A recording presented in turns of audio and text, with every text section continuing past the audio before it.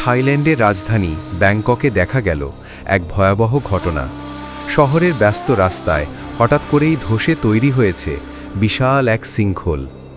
বুধবার 24 সেপ্টেম্বর সকাল 7:15টার দিকে ভাজিরা হাসপাতালের সামনে রেল স্টেশনের পাশের সড়কটি মুহূর্তের মধ্যে প্রায় 100 ফুট চওড়া গর্তে পরিণত হয়। 3টি গাড়ি এতে তলিয়ে গেলেও কেউ আহত বা নিহত হননি। নিরাপত্তার জন্য পুরো এলাকা ঘিরে রাখা হয়েছে। হাসপাতালের বহির্ভাগের সেবা বন্ধ করে প্রায় 3500 রোগীকে সরিয়ে নেওয়া হয়েছে। কাছাকাছি একটি পুলিশ স্টেশন ও বেশ কিছু ভবনের ভিত্তি ক্ষতিগ্রস্ত হওয়ায় সেগুলোকেও ঝুঁকিপূর্ণ হিসেবে ঘোষণা করা হয়েছে। কী কারণে এত বড় গর্ত সৃষ্টি হলো তা জানতে তদন্ত চলছে। তবে এই ধরনের ঘটনা নতুন নয়। পাকিস্তানের লাহোরে গত বছর রাস্তার মাঝখানে হঠাৎ শৃঙ্খল তৈরি হয়ে কয়েকটি যানবাহন তলিয়ে গিয়েছিল। মালয়েশিয়ার পারাক প্রদেশেই 2019 সাল থেকে 20টির বেশি শৃঙ্খলের খবর মিলেছে।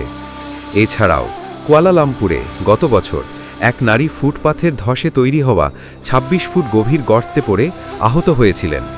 দক্ষিণ পূর্ব এশিয়ার অনেক দেশেই এই ধরনের ভূগর্ভস্থ ধসের সংখ্যা বাড়ছে, যা ভূবিজ্ঞানীদেরও চিন্তায় ফেলছে।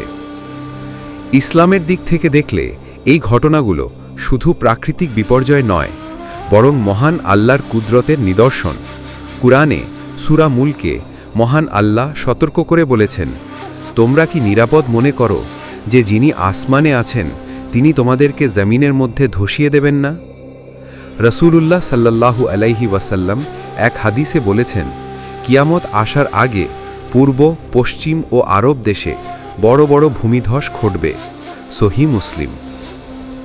অনেক আলেমের মতে শৃঙ্খলের মতো আকস্মিক ধস সেই কিয়ামতের ছোট আলামতগুলোর একটি হতে পারে। ভূতাত্ত্বিকরা জানান, ভূগর্ভস্থ জলস্তর নেমে যাওয়া, মাটির ক্ষয় বা অবকাঠামো দুর্বলতা শৃঙ্খলের মূল কারণ। নগরায়ন ও অতিরিক্ত ভূগর্ভস্থ জল উত্তোলন এসব ঘটনার ঝুঁকি বাড়াচ্ছে।